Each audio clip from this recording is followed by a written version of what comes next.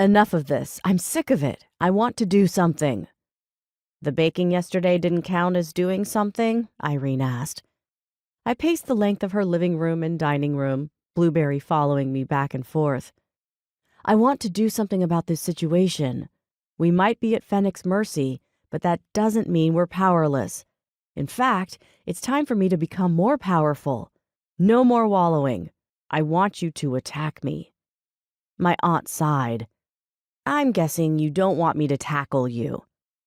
Brighton, my aunt's cat, sat on the dining table so he'd have the high ground over my dogs, who lounged in front of the unlit adobe fireplace.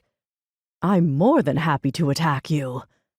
That's right. He could talk, but only to me.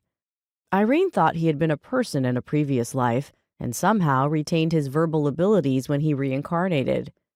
All that was a bit over my head, so I just nodded and accepted that I could talk to this particular cat. Turning toward the fluffy ivory feline, I told him, Not that kind of attack, but I don't doubt that you'd be happy to attack me. Brighton was more than a bit cantankerous. I paced toward Irene. Hit my mind. Give me everything you've got. I need to learn to defend myself. She stood. I agree. I just hadn't wanted to push you the last couple of days, and I needed time to process everything too. But now you're right. As much as I have no desire to attack your mind, if I can even figure out how, it's necessary.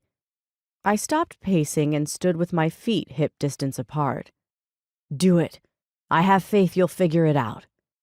And she did. It took some time to get it right, but she knew enough about Fennec's early attempts at attacking minds to implement it herself. Her first tries were easily blocked, but once she figured it out, I found my face on the cold tile, my hands clutching my head as terrible memories rushed through my brain and screams fled my body. Let's just say Pretzel and Blueberry did not like that. Hours passed without me noticing.